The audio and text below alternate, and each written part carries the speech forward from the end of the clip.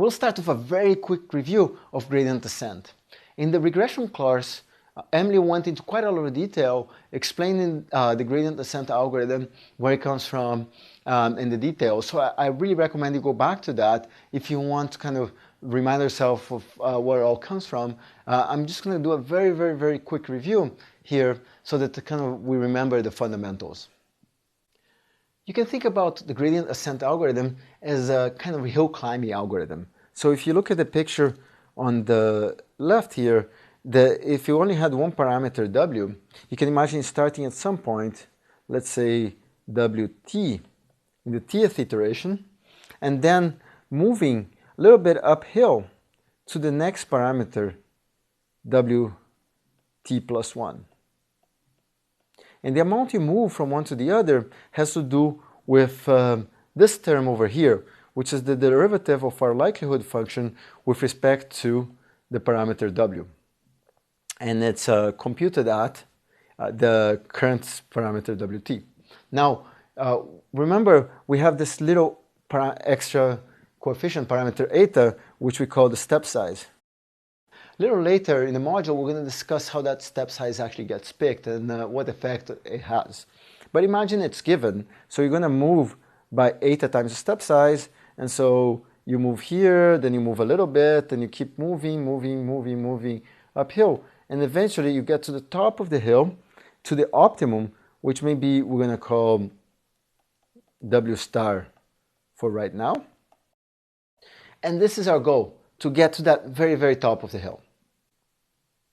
Now that we've seen kind of hill climbing in the abstract way, getting to that top of the hill, so we step up until we hit the top here, which is W star, we can talk about when we know we're done in this iterative algorithm. When have we converged? So you might remember that at the optimum for convex functions, and what we're dealing with today is a convex function. Emily talked quite a bit of detail what that means, but just in general, we'll have that the derivative with respect to w of our likelihood is going to be equal to 0 at the optimum here, because kind of that curve flattens out. Now, if we could get to the point where the derivative is equal to 0, we'd be absolutely done. However, we're never going to get there exactly. So we're going to stop when the derivative is small enough. So we stop when the derivative with respect to parameter w computed at our current parameter wt. So we'll stop when the derivative is smaller than some tolerance parameter epsilon. And you set that to some small number, 0.001 or something. Depends on your problem. You'll explore this a little bit in your homework. But we'll keep going. You won't get exactly to the top, but you're going to get pretty close to the top, and that will be your w hat. So we'll continue going up and up and up until our derivative is sufficiently small. Now that was for a one-dimensional space, but we have now a larger dimensional space because we can have thousands of coefficients we're trying to fit. So instead of computing a one-dimensional derivative, we need what's called a gradient. And the gradient is just a stacking here of the derivative of L with respect to the first parameter W0, the partial derivative of L with respect to the second parameter W1, all the way to the derivative of L, the partial derivative with respect to the last parameter WD. And so this is a D plus 1 dimensional vector for when you have D features. And in our case here, if we start from this point and the derivative is taking this way, the gradient is going to be something like this maybe. And that's what the gradient corresponds to. And then we're just going to follow that gradient all the way to the top of the hill.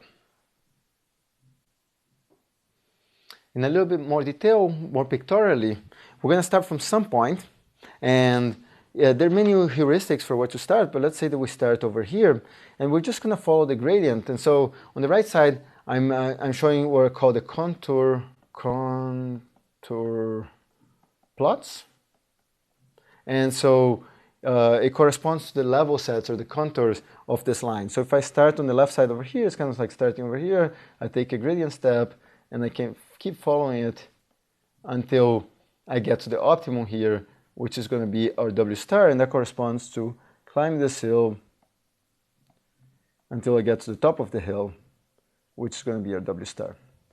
And again, Emily went into quite a bit of detail on contour plots and how they relate to that 3D plot. But that's our goal. So finally, just as a reminder, here's what the gradient descent algorithm looks like.